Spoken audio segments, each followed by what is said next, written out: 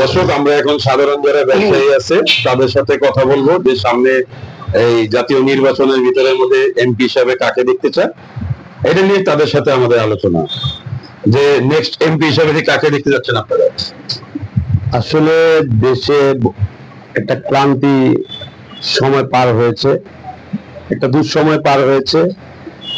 দেশে একটা ভালো নেতৃত্বের প্রয়োজন আছে, একটা ভালো দলের, একটা সংগঠনের নেতৃত্বের প্রয়োজন আছে দেশে। যদি এই দেশকে উন্নতির শিখরে উঠতে হয় তাহলে অবশ্যই একটি ভালো রাজনৈতিক দলের অবস্থান নিতে হবে।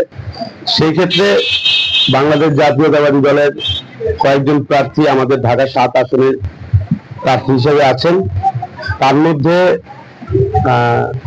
হামিদুর রহমান হামিদ ভাই আছেন, নেওয়াজ আলী নেওয়াজ ভাই আছেন, তারপরে আরো অনেকেই আছেন।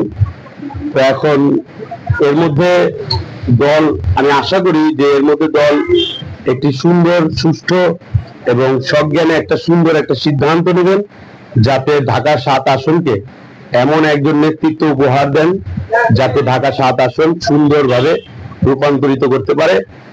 আলহাজ নাসিরউদ্দিন আহমেদ টিন্টু ভাইয়ের যে অসমাপ্ত কাজগুলো রেখে গিয়েছে সেই কাজগুলো যেন তারা সমাপ্ত করতে পারে, কারণ এই ঢাকা ৭ আসনকে একমাত্র আলহাজ নাসিরউদ্দিন আহমেদ টিন্টু ভাই যেভাবে আগলে রেখেছেন তা আর বিগত দিনে কেউ করতে পারেনি। আশা করি এখন যারা আসবেন তারা টিন্টু ভাইয়ের যে অসমাপ্ত কাজগুলো আছে সেগুলোকে ফলো করে দেশকে উন্নতির জন্য, আমাদের ঢাকা ৭ আসনকে এগিয়ে নিয়ে যাওয়ার জন্য কাজ করবেন।